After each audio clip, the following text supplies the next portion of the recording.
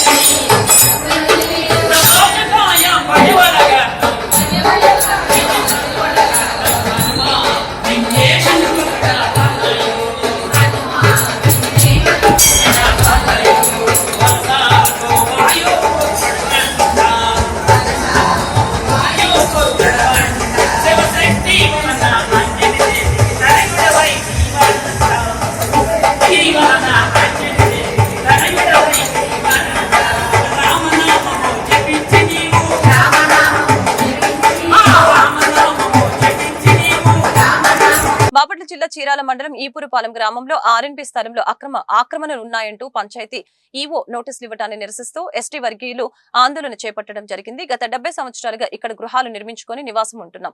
అయితే ఇటీవల ఈపురపాలెం పంచాయతీ ఈవో ఆయనకు హైకోర్టు నుంచి నోటీసులు వచ్చాయంటూ ఖాళీ చేయమని, లేకపోతే బుల్డోజర్లతో ఇల్లు కూల్చేస్తామని నోటీసులు ఇచ్చారని ఆవేదన వ్యక్తం చేశారు. ఇతనిపై మేము దళితుల పక్షాన కోర్టుకు వెళ్తామని తెలిపారు.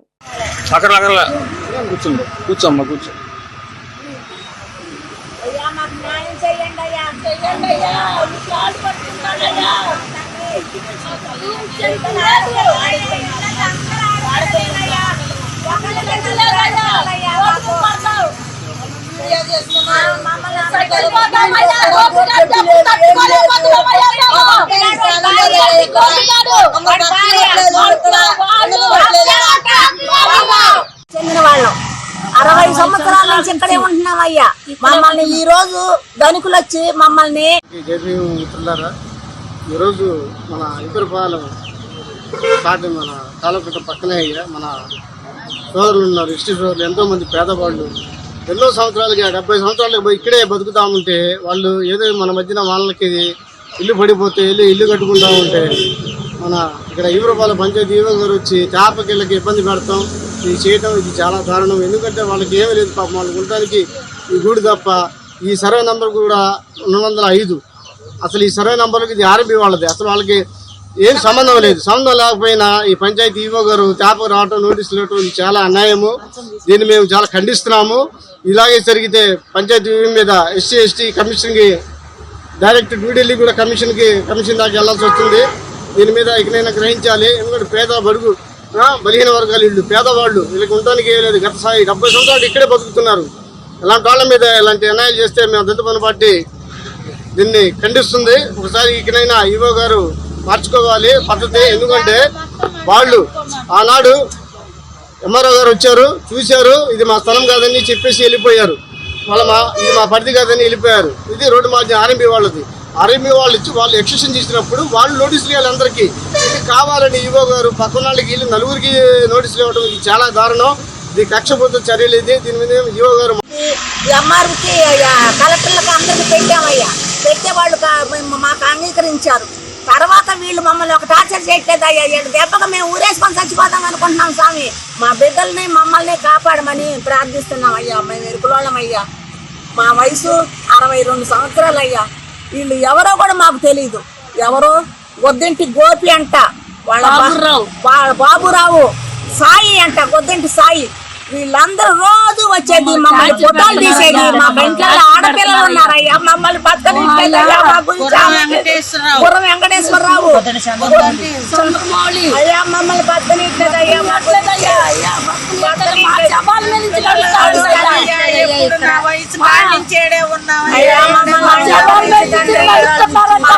చేయమని చెప్పి మిమ్మల్ని కోరుకుంటున్నామయ్యా. బతకలేకపోతున్నామయ్యా. ఒక్కొక్కరు లేదు, ఒక్కొక్కరు షుగర్లు పేషెంట్లు. ఈ వార్తలు ఇంతటితో సమాప్తం. మరొక బులెటిన్ మళ్ళీ కలుద్దాం. నమస్కారం.